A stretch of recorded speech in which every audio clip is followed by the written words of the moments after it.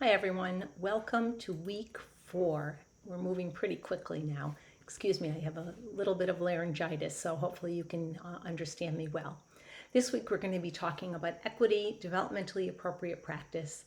We're really going to be focusing on family and community engagement and also be talking a little bit about different kinds of early childhood programming, specifically Montessori, Reggio Emilia, High Scope, and Head Start. You have quite a few things to read this week, but they're all pretty short. You are going to be looking at some information from NAEYC, the National Association for the Education of Young Children, about culturally responsive classrooms. You're going to be reading something about learning about a child's family culture, an article about equity. You're going to be diving a little bit into the NAEYC accreditation program standard number 7, which is families. You're going to be looking again at Head Start eClick, the Early Learning and Knowledge Center, for their information about family engagement. You're going to be getting some information about Head Start programmings and about High Scope. And then there are some videos for you to watch. One is from Karen Mapp, who is a rock star when it comes to family engagement and community engagement. I think you'll really like the video. And then another video about the history of Head Start.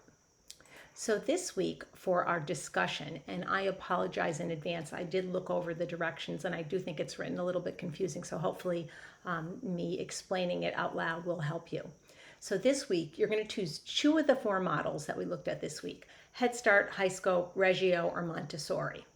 And you're going to locate one video of a classroom for 2 of these approaches. So it's really going to be 2 videos, one video for your choice of 2 models. So very, very clear. It's going to be 2 short videos and they're going to represent one of those 4, each video will represent one of the 4 approaches. So you could do Head Start and Reggio, or High Scope and Montessori, or Reggio and Montessori, but it's definitely 2 videos.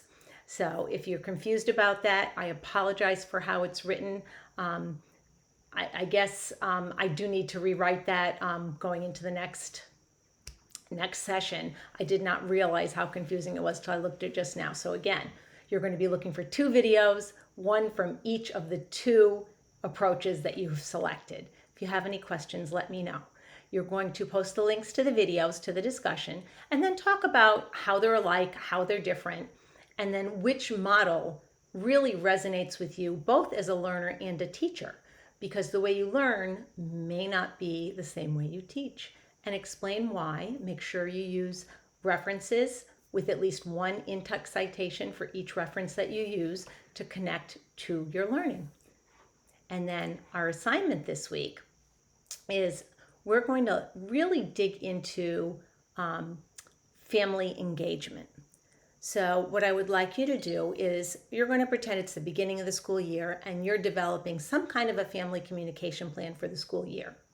So how are you going to apply the principles that you've learned, particularly from Karen Mapp and the strategies about equity for your communication plan? And have your plan and then a sample either letter or podcast or video to families, introducing yourself and letting them know how you want to work with them over the course of the year and why that relationship between the school, the teacher, and family is so important for their child's learning. Make sure that you use things that you have been learning about family engagement, and I'm reminding you about equity again to inform your practice. Again, references and citations are very important here to connect with your learning. That's really it for week 4. I hope you have a wonderful week, and I'll see you again in week 5. As always, if you have any questions or any problems, anything that comes up during the week, don't hesitate to send me a message or an email, and I will get back to you as soon as I can. Also know that if you would really rather speak to me via Zoom or via telephone, just send me a message with a few times that you're available and we'll set something up as quickly as possible. Take care and have a great week.